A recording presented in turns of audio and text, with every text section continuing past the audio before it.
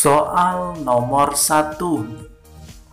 Tujuan pendidikan nasional adalah untuk mengembangkan potensi peserta didik agar menjadi manusia yang beriman dan bertakwa kepada Tuhan Yang Maha Esa, berakhlak mulia, sehat, berilmu, cakap, kreatif, mandiri, dan menjadi warga negara yang demokratis serta bertanggung jawab.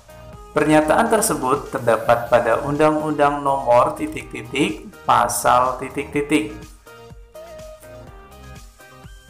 A. 20 Tahun 2004 Pasal 1, B. 21 Tahun 2003 Pasal 1, C. 21 Tahun 2003 Pasal 3, D.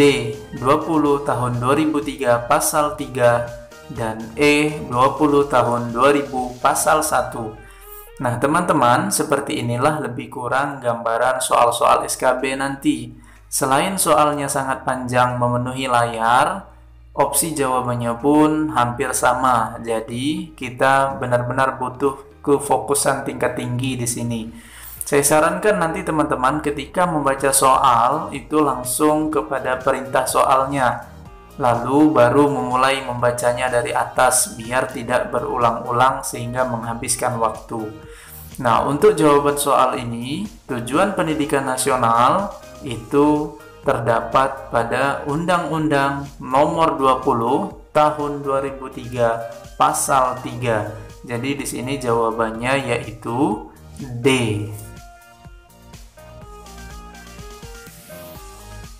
Soal nomor 2.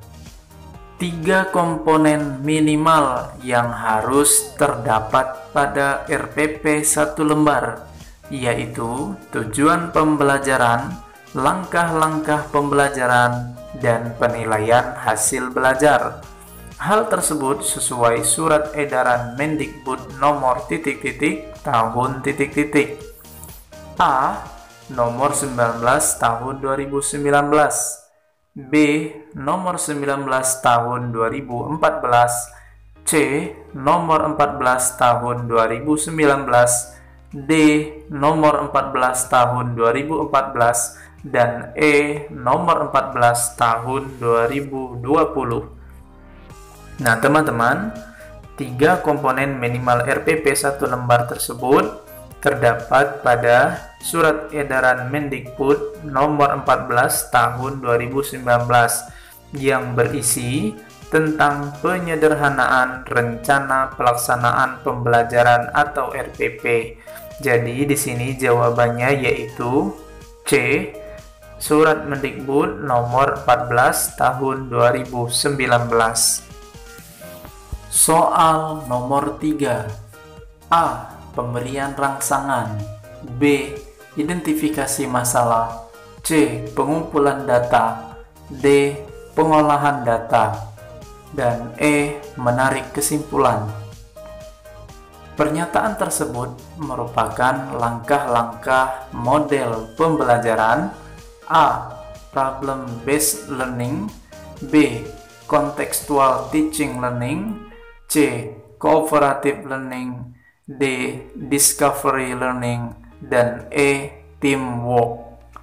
Nah, teman-teman, langkah-langkah model pembelajaran tersebut merupakan langkah-langkah model pembelajaran discovery learning atau yang sering juga disebut dengan model pembelajaran penemuan atau penyingkapan.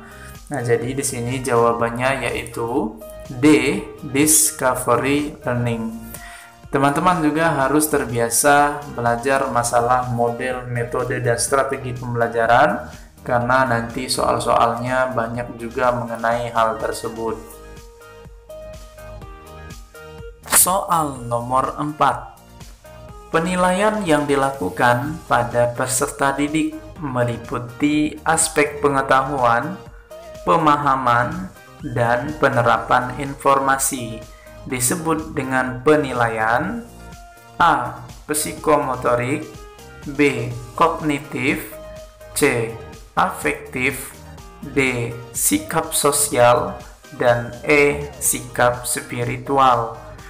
Nah, teman-teman, Perlu diketahui juga bahwa yang A, penilaian psikomotorik itu berkenaan dengan penilaian keterampilan siswa, kemudian B, kognitif itu berkenaan dengan penilaian pengetahuan ataupun pemahaman siswa, kemudian afektif itu merupakan penilaian sikap, yang penilaian sikap tersebut terbagi menjadi dua, yaitu sikap sosial dan sikap spiritual, seperti yang terdapat pada opsi D dan E. Nah, jadi di sini untuk penilaian yang dilakukan pada peserta didik meliputi aspek pengetahuan, pemahaman, dan penerapan informasi pengetahuan, yaitu B, kognitif.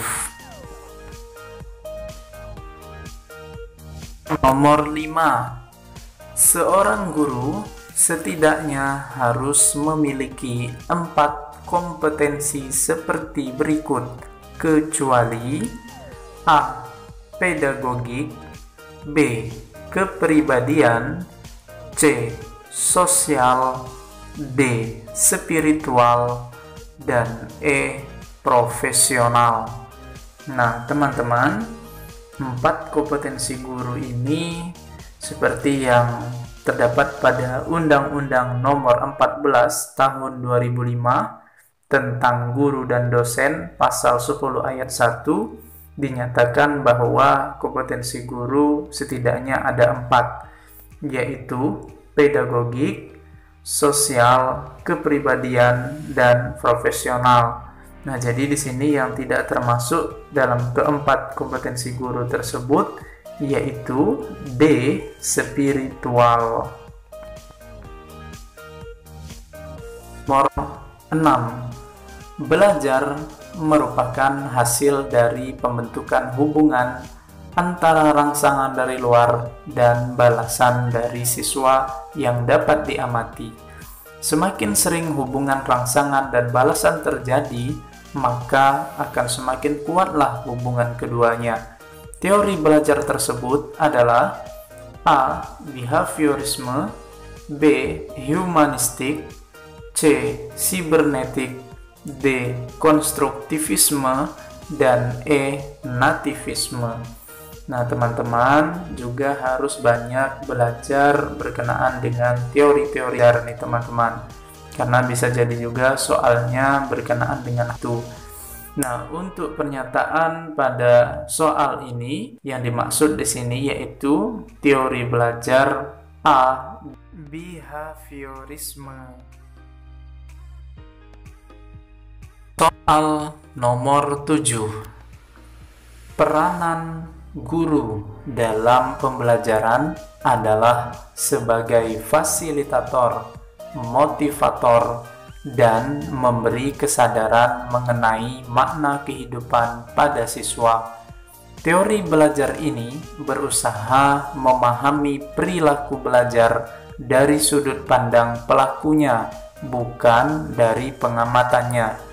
Teori belajar tersebut adalah A. Humanistik, B. Konstruktivisme, C. Kognitivisme, D. Nativisme, dan E. Behaviorisme. Nah, teman-teman masih berkenaan dengan teori belajar. Nah, untuk di sini teori belajar yang dimaksud yaitu A. Teori belajar humanistik. Soal nomor 8. Kemampuan peserta didik untuk membina hubungan dan memotivasi diri termasuk dalam kecerdasan A. Kognitif, B. Sosial, C. Emosional, D. Moral, dan E. Spiritual. Nah, teman-teman, kemampuan peserta didik untuk membina hubungan dan memotivasi diri ini termasuk dalam kecerdasan C. Emosional. Soal nomor 9. Penilaian yang dilakukan pada peserta didik mencakup 4 hal berikut, kecuali A. kognitif, B. psikomotorik, C.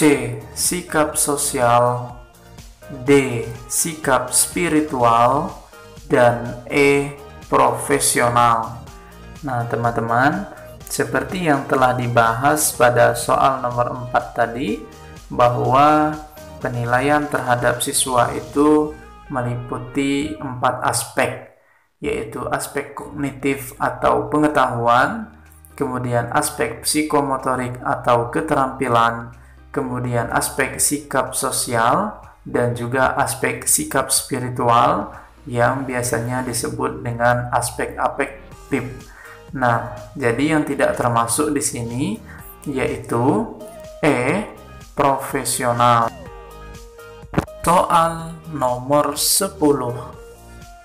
Pembelajaran yang melibatkan siswa untuk berusaha memecahkan masalah melalui tahapan metode ilmiah, sehingga siswa diharapkan mampu mempelajari pengetahuan dari masalah tersebut dan memiliki keterampilan dalam memecahkan masalah. Model pembelajaran ini disebut A. problem based learning, B. jigsaw, C. discovery learning, D. cooperative learning, dan E. demonstrasi.